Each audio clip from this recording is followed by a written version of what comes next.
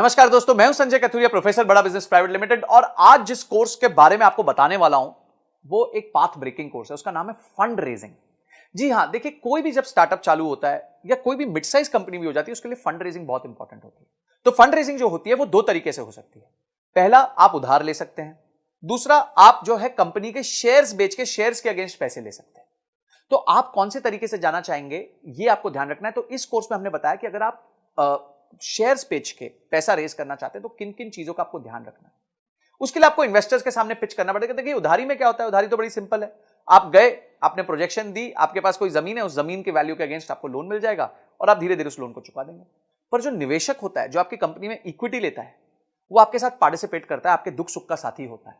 तो इसीलिए उसको आपका बिजनेस के समझना बहुत ज्यादा जरूरी होता है। और इसमें आपको बहुत चीजों का ध्यान रखना पड़ता है। पहले आपको ध्यान रखना पड़ता है कि किस तरीके के निवेशक को जिसको पास जाना चाहिए, आपका ऑब्जेक्टिव क्या है फंड रेज करने का, आपको इन्वेस्टमेंट चाहिए क्यों, आपका बजट क्या है, आप क्या करोगे उस पैसे के साथ। उसके बाद जब आप पैसे ले लोगे तो उसमें कहां उसको निवेश करोगे, निवेश करने के बाद किस तरह के रिटर्न्स कमा के दोगे। समझिए, आज आपका रेवेन्यू 1 करोड़ रुपए साल का है और आपने 5 करोड़ रुपए रेज किए, तो इस 5 करोड़ के साथ क्या आप अपने बिजनेस को 1 करोड़ रुपए साल के से लेकर 10 करोड़ तक लेके जा सकते हैं। ये सारी चीजें आपको ध्यान रखनी पड़ेंगी, आपको अपने निवेशक को समझानी पड़ेगी, स्टोरी समझानी पड़ेगी कि क्यों आपका बिजनेस इतना अच्छा है।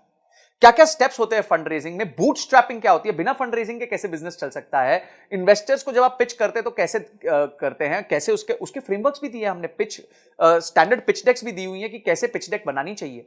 उसके बाद आपके प्रोटोटाइप्स क्या होते हैं पिचिंग के, आपके टर्म शीट क्या होती है, ड्यू डिलिजेंस क्या होता है जब लोग आपके बिजनेस को आके समझते हैं। उसके बाद किस तरीके का पेपर वर्क होता है, आपका शेयर होल्डर एग्रीमेंट क्या होता है, शेयर सब्सक्रिप्शन एग्रीमेंट क्या होता है, कंपनी की वैल्यू कैसे तय की जाती है कि भाई ये कंपनी 100 रुपए की है कि 200 रुपए की है।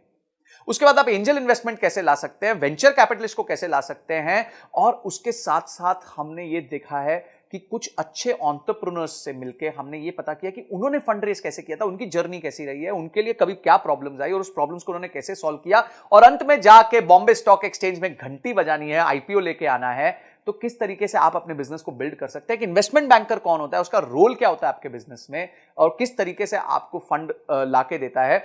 आप उसके बाद इन्वेस्टर रिलेशंस कैसे मैनेज करते हैं, जब निवेशक बोर्ड पे आ जाता है उसके साथ कैसे अपना आप रिलेशन मैनेज करेंगे। ऐसी 32 पावरफुल वीडियोस हमने बनाई हैं जिसमें case studies, examples, real life cases हमने लिए हैं, जिसको आप यूज करके फंड रेजिंग कर सकते हैं। तो बाप रे, इतना सुनने के बाद ही आपको मन करना चाहिए कि मैं इस कोर्स को अनलॉक कर लूं, इमीडिएटली अनलॉक कर लूं और जाके सारे वीडियोस को ध्यान से पढूं, उसको इंप्लीमेंट करूं और उसके बाद उसके रीडिंग मटेरियल्स को पढ़ के उसको और डीप में समझूं। तो ये सारी चीजें हमारे एक ही कोर्स में इतना सब आपको मिल जाएगा, इतनी सारी आपकी प्रॉब्लम सॉल्व हो जाएंगी। आपका गोल है अगर कि कंपनी के लिए फंड रेज करना है तो आप इस वीडियोस को देख के बहुत अपने आप को इक्विप कर सकते हैं, प्रिपेयर कर सकते हैं। इसके साथ हमने 450 फंड्स की लिस्ट भी दी है जिनको आप अप्रोच कर सकते हैं, उनके फोन नंबर के साथ, उनके किसको आपको अप्रोच करना है उसके साथ। ये सारी चीजें हमने इसके साथ फ्री रिसोर्सेज दिए हुए हैं। तो इमीडिएटली जो है एक्शन लीजिए, क्योंकि एक्शन के बिना कोई परिवर्तन नहीं आएगा, कोई चेंज नहीं आएगा।